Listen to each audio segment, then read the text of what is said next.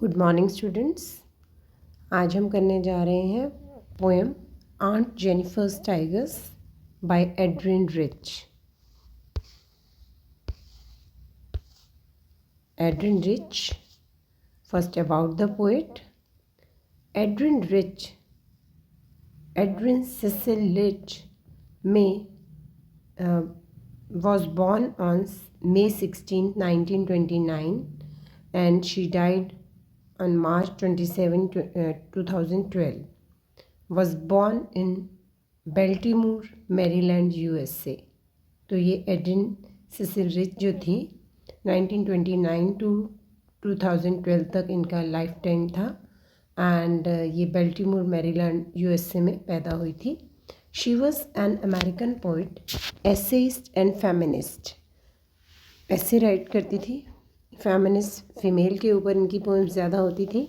She was called one of the most widely read and influential poet of the second half of the 20th century.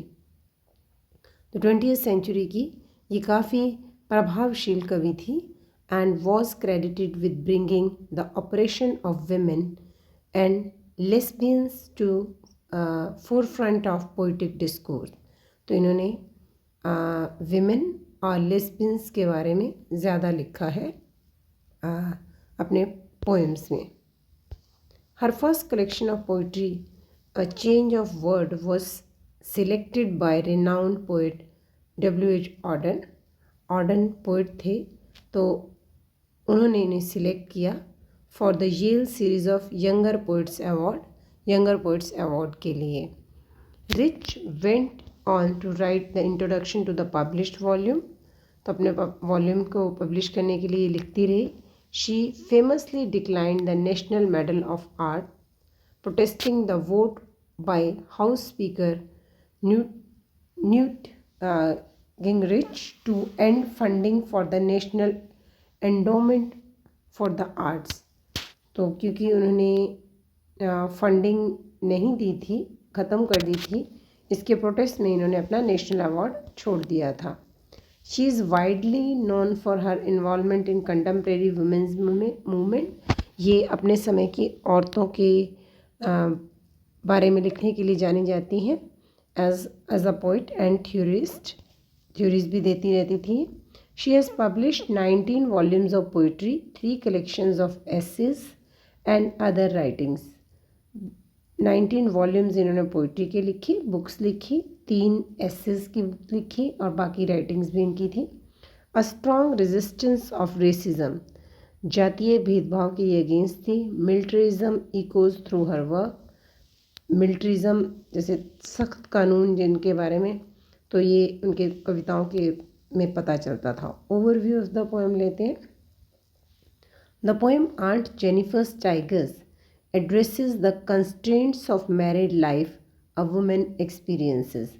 शादी के बाद औरतों को क्या क्या मुश्किलें आती हैं उसके बारे में इन्होंने लिखा है। This is a political poem that explores the position that women held in western society. इन्होंने वेस्टर्न सोसाइटी में विमेन के साथ विमेन की क्या पोजीशन है उसके बारे में लिखा है। वेरी स्ट्रक्चर्ड पोएम, बड़े ही लाइंस को सधी हुई इसमें फॉर्म में लिखा है। Each verse contains exactly 4 lines. तो पैराग्राफ में इन्होंने एग्जैक्टली 4 लाइन्स ही लिखनी है। Ever second line rhymes with the previous line, और हर सेकेंड लाइन पहले वाली लाइन के साथ राइम करती है। Theme of the poem, Aunt Jennifer's Tigers sounds like a ball of good times।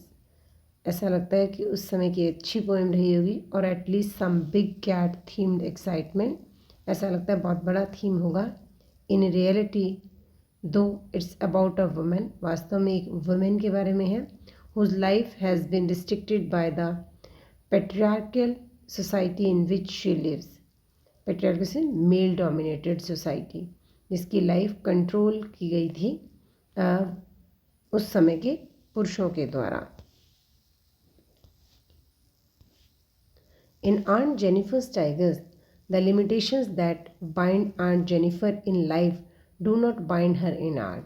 Aunt Jennifer poem में जो उनको लाइफ में बाधाएं थी वो नहीं कर पाती थी, लेकिन उन्होंने अपने कला के थ्रू उसको रिफ्लेक्ट किया। आंट जेनिफर्स नीडल वर्क, वो अपने नीडल वर्क, यहाँ पर आपने सिलाइयाँ या कढ़ाई करते हुए देखा होगा, तो वो नीडल वर्क करती हैं। Allows her to experience a world of deep green forest and prancing brave tigers. Needle work से वो डीप ग्रीन फॉरेस्ट बनाती हैं और उसमें ब्रेव टाइगर्स बनाती हैं जो मूव करते हुए दिखाई देते हैं। That is incredibly different from the one that is weighed down by the sadness and strictures of her marriage and her gender.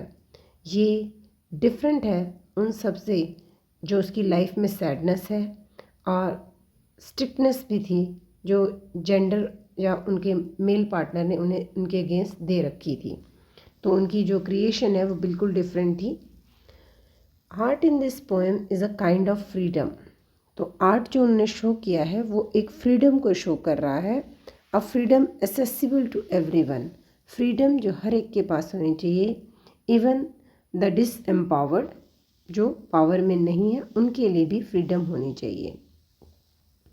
The speaker imagines that the tigers will continue prancing after aunt Jennifer's death. Speaker हमें यहाँ पर ये भी बता रहा है कि prancing होता है बेटा मूविंग, तो जो टाइगर्स हैं वो मूव करेंगे आंट जेनिफर की डेथ के बाद भी, and thus aunt Jennifer will be able to live through her art. Aunt Jennifer अपने आर्ट के थ्रू जानी जाएंगी, पहचानी जाएंगी। Now the poem. Aunt Jennifer's tigers prance across a screen, bright topaz denizens of a world of green। Already हमने बोला कि screen green rhyming words हैं एवरी सेकेंड लाइन में। तो आंट जेनिफर के जो टाइगर्स हैं प्रांस होते हैं move across the screen. Screen बेटा जो भी पैनल उन्होंने चूज़ किया है, whether it is woollen panel और क्लॉथ के ऊपर जिसके ऊपर वो क्रिएशन कर रही हैं उसके ऊपर मूव कर रहे हैं, ऐसी पोजीशन में है टाइगर्स, मूव करते हुए दिखाई दे रहे हैं। और टाइगर्स का कलर क्या होता है? ब्राइट टोपाज, गोल्डन कलर का।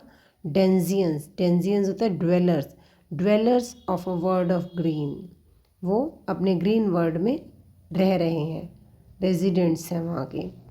They do not fear the man beneath the tree, पेड़ के नीचे जो आदमी है वो उनसे भी नहीं डरते। That means tigers are really very brave, which the qualities she has reflected on the panel और screen, tigers quality she Aunt Jennifer is lacking in her life. They pace in sleek chivalric certainty. Chivalric होता है शान से, certainty surety, bravery से, confidently. तो वो बड़े ही confidently move कर रहे हैं। पेस होता है मूव करना। इन स्लीक शेवली, टाइगर जब टर्न करता है तो स्लीक लंबा पतला दिखाई देता है, तो कॉन्फिडेंटली मूव करता है। Summary of stanza 1। The first stanza opens with Aunt Jennifer's visual tapestry of tigers. Tigers को कैसे उन्होंने बनाया हुआ वो दिखाई देता है हमें फर्स्ट पैराग्राफ में। Who are fearless of their environment, जो अपने एनवायरनमेंट में बिल्कुल बिना डर के घूम रहे हैं। Bright topaz denizens of world green evoke an image that these regal tigers are unafraid of other beings in the jungle। तो जंगल में ये अनअफ्रेड, बिना डर के घूम रहे हैं। Bright hair signifies their power and radiant persons, shine कर रहे हैं, एकदम अपने तरफ अटेंशन ग्रैब करते हैं वो। There is a sense of certainty and confidence in the way these tigers move. जब वो चलते हैं तो शान से और कॉन्फिडेंटली चलते हैं। As can be seen in the line they pace in sleek chivalric certainty, जैसे कि इस लाइन में पता चलता है they move in sleek chivalric certainty, जो हम ऑलरेडी डिस्कस करते हैं, पूरे शान से बिना डर के चलते हैं। Now the stanza 2। Aunt Jennifer's tigers fluttering through her wool.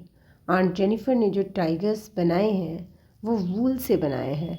And aunt Jennifer's fingers fluttering through her wool, और उनकी जो फिंगर्स है fluttering, fluttering means trembling, wool में ट्रेम्बल कर रही हैं, हाथ कांप रहे हैं आंट जेनिफर के बनाते हुए।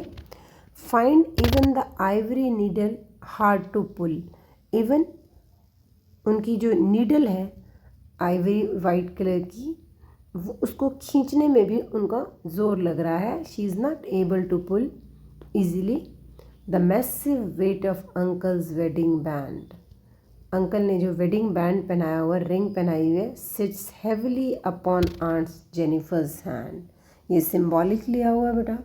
तो आंट जेनिफर के हाथ क्यों काँप रहे हैं? Because she is not confident.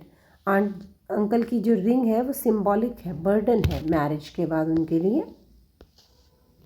Summary of para 2, in the second stanza the reality of aunt Jennifer is revealed as she is feeble, weak, again weak and enslaved, उनसे सर्वेंट्स की तरह काम लिया जाता है। Very much opposite of the tigers she was knitting, और उनकी जो अंदर क्वालिटीज़ हैं वो जो टाइगर्स वो निट कर रही हैं, बना रही हैं सलाइयों से या नीडल से, उससे बिल्कुल अपोजिट है। Her physical and mental trauma accident जो स्टेट हो जाती है, दुर्घटना, is depicted in the line, तो उस दुर्घटना को उन्होंने लाइन में शो किया हुआ है। Find even the ivory needle hard to pull, तो she is not able to pull hard needle. Even though a wedding ring doesn't weigh much, आपको पता है कि वेडिंग रिंग का बहुत ज़्यादा वेट नहीं होता, कि बियर नहीं किया जा सकता, सहन नहीं किया जा सकता, या उस वेट के कारण कुछ खींचा नहीं जा सकता। The massive weight of uncle's wedding band sits heavily upon aunt Jennifer's hand, ये जो वेट है उनके हाथ पर है, signifies the amount of dominance her husband exercised over her, कि कितना डोमिनेट करते हैं उनके ऊपर, अपना प्रभाव दिखाते हैं uncle Jennifer. This also means that her inner free spirit has been jailed by patriarchal society, इसका मतलब ये है कि उनकी जो आत्मा है वो भी जेल में है, फ्री नहीं है, due to this patriarchal society, male dominating society के कारण। Now stanza 3, when aunt is dead her horrified hands will lie, तब उनके जो डरावने हाथ जो होंगे वो पड़े हुए होंगे। स्टिल रिंग उनके हाथ में होगी। With ordeals difficulties, she was mastered by, क्योंकि अब मास्टर्ड बाय कौन होता है? मास्टर कौन होता है बेटा? वो जानवरों को कंट्रोल करता है, यहाँ पर उनके हस्बैंड उनको कंट्रोल कर रहे हैं। She is not free. The tigers in the panel that she made, जो टाइगर उन्होंने पैनल पर बनाए हैं, विल गो ऑन प्रांसिंग, उनके डेथ के बाद वो दौड़ते ही रहेंगे। प्राउड एंड अनअफ्रेड, गर्व से और बिना डरे। Now the summary of para 3, the last stanza starts on a creepy note that aunt Jennifer's death, एकदम शॉकिंग से नोट के साथ स्टार्ट होता है कि आंट जेनिफर की डेथ हो जाएगी। Even her death could not free her from the ordeals she went through which can seen in, कि मौत के बाद भी उन्हें उन मुश्किलों से आज़ादी नहीं मिलेगी जिन मुश्किलों को उन्होंने अपनी ज़िंदगी में महसूस किया। When aunt is dead her terrified hands will lie still ringed with, उन रीति रिवाजों और जिन बंधनों में वो बंधी हुई हैं वो उनको तब भी फॉलो करने पड़ेंगे। ऑर्डील शी वॉज मास्टर्ड बाय, क्योंकि उनके हस्बैंड उनके ऊपर ऐसा कंट्रोल करते हैं जैसे जानवरों को कंट्रोल किया जाता है। But her art work which was her escape route और in a way her inner sense of freedom will stay forever proud and unafraid, तो उनका जो वर्क है वो हमेशा फ्रीडम शो करता रहेगा, दिखाता रहेगा, जो अनअफ्रेड था।